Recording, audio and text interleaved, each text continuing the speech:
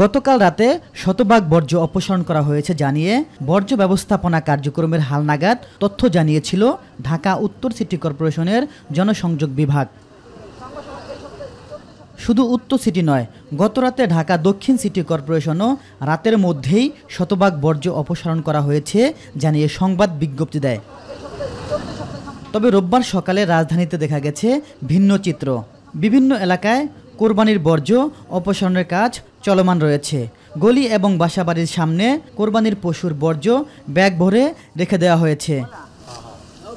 বর্জ্যের স্তূপ পড়ে থাকতে দেখা গেছে এবং কিছু জায়গায় স্তূপাকারে ছড়িয়ে ছিটিয়ে পড়ে আছে বর্জ্য।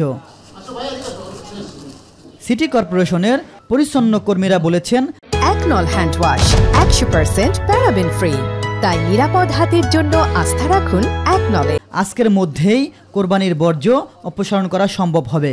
90% কাজ কাছাইলাছি আমরা, বাকি 10% আজকে কিছু পশু জমা হইতেছে, আর কিছু যদি চিপা চাপা গলির বেঁধে ছিল সেটা আমরা তুলতেছি। এখন সকাল থেকে শুরু করলাম, মোটামুটি আমাদের আর বেশি নাই, ময়লা নাই।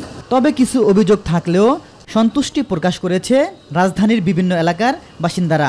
অন্যান্য বছরের চেয়ে এবছর অনেক ভালো, রাস্তাঘাট ক্লিন, ঠিক আছে, খুব ভালো কাজ করছে। কোনো বাড়িতে সামনে কোনো জায়গায় ময়লা নাই, কোনো জায়গায় কোনো রক্ত নাই, সব পরিষ্কার করে তারা নিয়ে গেছে। সিটি কর্পোরেশন আমাদের কাছে ব্লিচিং পাউডার, স্যাভলন, ব্যাগ সব সাপ্লাই দিচ্ছে, পর্যাপ্ত পরিমাণ দিচ্ছে। আমি পর্যাপ্ত পরিমাণ আমার এলাকার লোকজনকে আমি বিতরণ করছি।